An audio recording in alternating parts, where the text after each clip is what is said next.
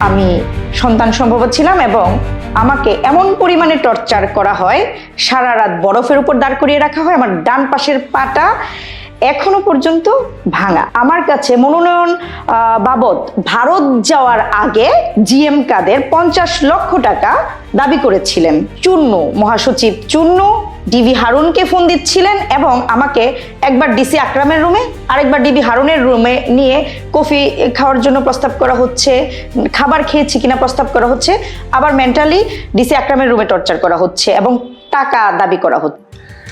প্রিয় দর্শক, আপনাদেরকে স্বাগত জানাচ্ছি ঢাকা প্রতিদিন থেকে। আজকে আমাদের সাথে এমন একজন অতিথি এসেছেন আমাদের স্টুডিওতে, যার নাম নাজমিন তুলি। আমরা এই নামেই তাকে খুব বেশি চিনে থাকি।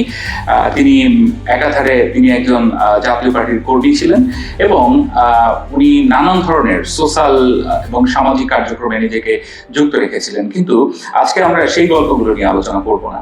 আজকে আলোচনা করব তিনি জাতীয় পার্টির বিরুদ্ধে তথা জিএম কাদের বিরুদ্ধে মামলা করেছেন এবং জাতীয় পার্টির আরো অনেক নেতার বিরুদ্ধে মামলা করেছেন এবং একই সাথে বাংলাদেশ পুলিশেরও কিছু কর্মকর্তার বিরুদ্ধে তিনি মামলা করেছেন।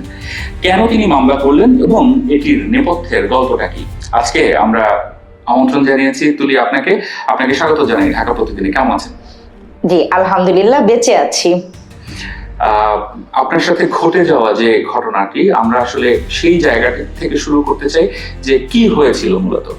এই মামলার সূত্রপাত মূলত দ্বাদশ সংসদ যেই অবৈধ নির্বাচনটা বিগত ফ্যাসিস্ট সরকারের অধীনে হয়েছিল, সেখান থেকেই আমার একটি পরিচয়। সেটা হচ্ছে আমি জাতীয় পার্টির সাবেক কেন্দ্রীয় কার্যনির্বাহী সদস্য এবং ফ্যাসিস্ট সরকারের সঙ্গে মিলে তখনকার সময়ে জিএম কাদের তথা উনি হচ্ছেন জাতীয় পার্টির চেয়ারম্যান, উনি নিজেদের যে 300 আসনে প্রার্থী দিচ্ছিলেন, মনোনয়ন বাণিজ্য শুরু করে দিয়েছিলেন। এক একটি আসনে কমপক্ষে 3 জন করে প্রার্থীদেরকে বলছিলেন মাঠ পর্যায়ে কাজ করার জন্যে। সেখান থেকে আমিও এরকম ভুক্তভোগী। আমি 2022 সালের 21শে মে জিএম কাদের এবং শেফা কাদের আন্টি ওনাদের অধীনে জাতীয় পার্টিতে একদম মিডিয়ার সম্মুখে ওনাদের আমন্ত্রণেই মূলত এবং আমার কিছু সোশ্যাল ওয়ার্ক দেখে ওনার মনে হয়েছিল ওনার কেন্দ্রীয় কমিটিতে আমাকে নেওয়া যায়, সে হিসেবে তিনি নিয়েছিলেন। আমি মানবাধিকার প্রতিষ্ঠান এবং পথ শিশুদের নিয়ে কাজ করি।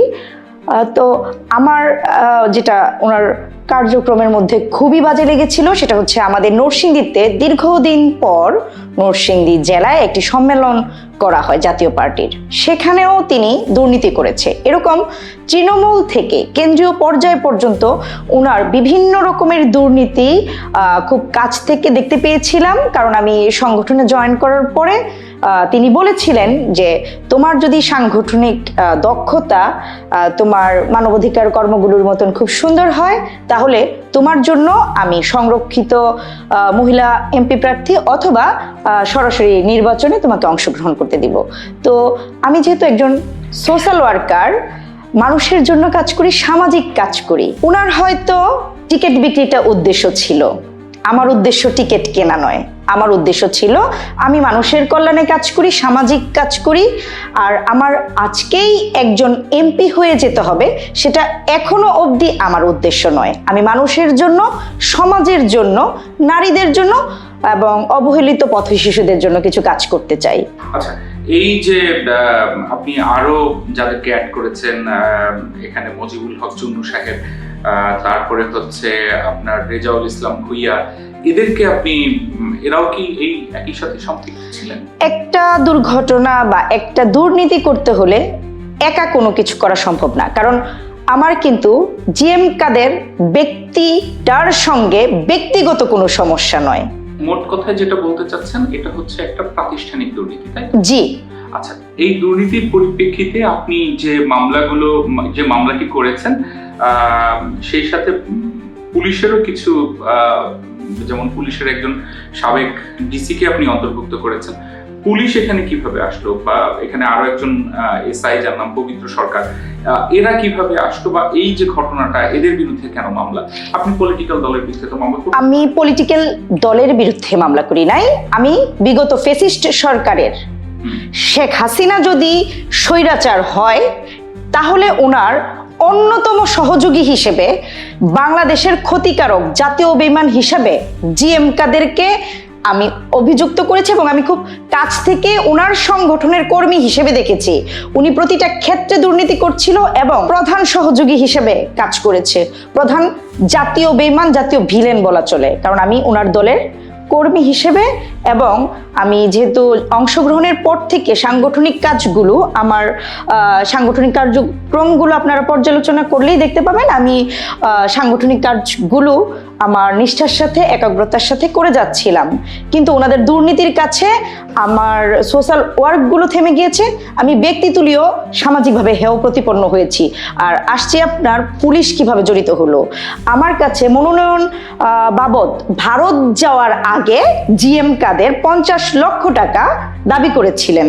আমি বলেছি 50 লক্ষ টাকা চাঁদা দেওয়ার মতন যোগ্যতা, ক্ষমতা এবং টাকার বিনিময়ে মনোনয়ন নেওয়ার প্রয়োজন আমার নেই, কারণ আমি এমনিতেই সমাজের জন্য কাজ করি। আর এখানে আমাকে আক্রমণ করার জন্য আমার দলের বলবো না, জিএম কাদের স্বৈরাচারী আচরণের কিছু সঙ্গী সাঙ্গ পাঙ্গ ছিলেন যারা আমাকে বিভিন্নভাবে হয়রানি করেছে। হয়রানিগুলো আমি মানে বলে আপনাদের মূল্যবান সময় নষ্ট করতে চাচ্ছি না, কিন্তু আমি হয়রানির শিকার হয়েছি, সবচেয়ে বড় জুলুমের শিকার হয়েছি। জুলুমটা করার জন্য আপনার ডিবি হারুন, যিনি হচ্ছে আমাদের দলের যিনি মহাসচিব মুজিবুল হক চুন্নু, মানে স্থানীয়ভাবে ওনাকে মোছা চুন্নু বলে, ওনার সঙ্গে ওনাদের খুব ঘনিষ্ঠতা, যেহেতু কিশোরগঞ্জ বা বৃহত্তর ময়মনসিংহের মানুষ ওনারা, তো ডিবি হারুন আমাকে সরাসরি অনৈতিক প্রস্তাব এবং 50 লক্ষ টাকা চাঁদা দাবি করে।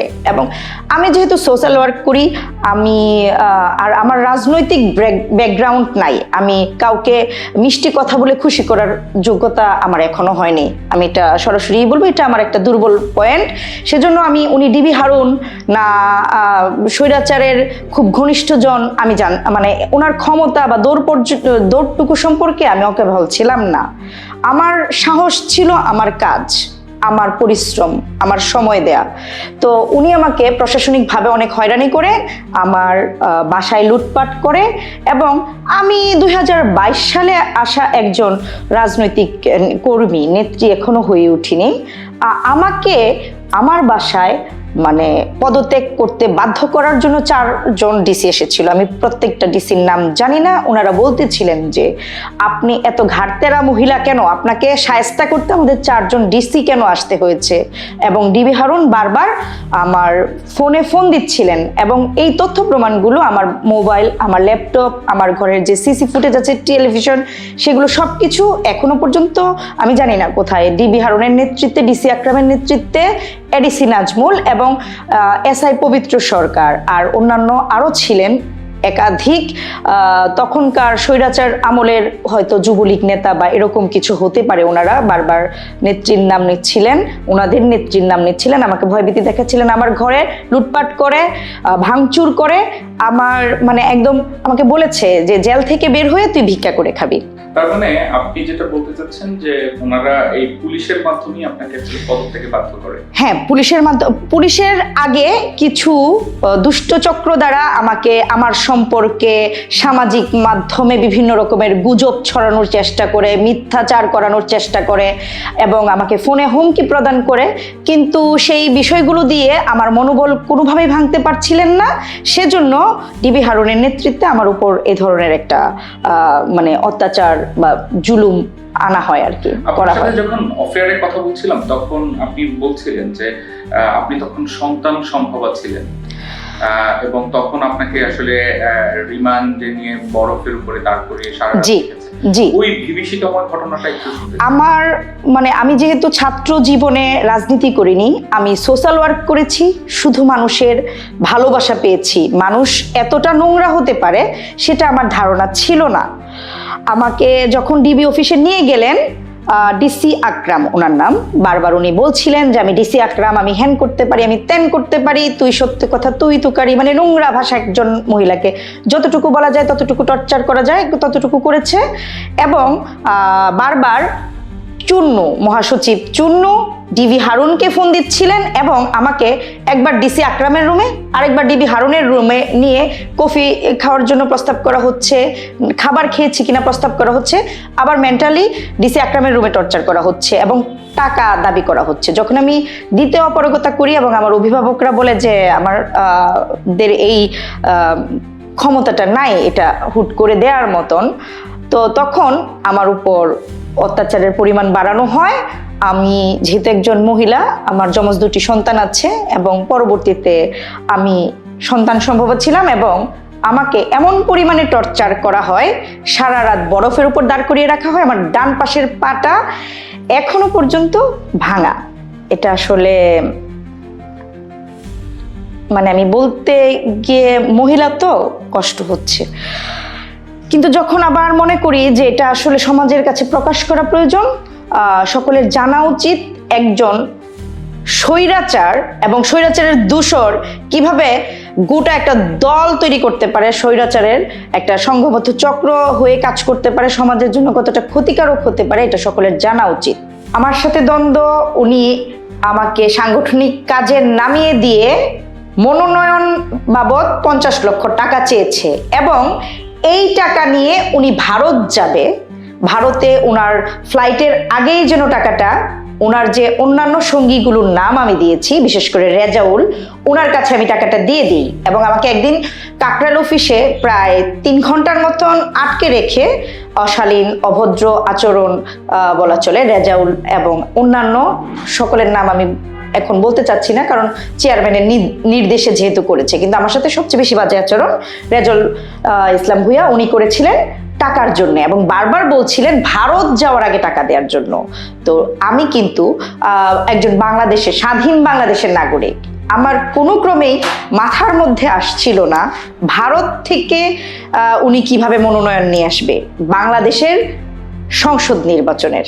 তো এই বিষয়টা নিয়ে আমি রাগারাগি এবং ওনার সঙ্গে বাকবিতণ্ডা এবং হচ্ছে ওনার দালালির প্রসঙ্গ টেনে এই ঝগড়াটা শুরু হয় আর কি।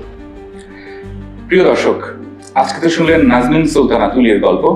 আপনাদের নিজেদের কাছে যদি এরকম কোনো না বলা গল্প থেকে থাকে আমাদের সাথে যোগাযোগ করতে পারেন, আমরা তুলে ধরবো আপনার সেই না বলা গল্পগুলোকে। দেখা হবে আগামী কোনো পর্বে, সে পর্যন্ত ভালো থাকুন। আসসালামু আলাইকুম।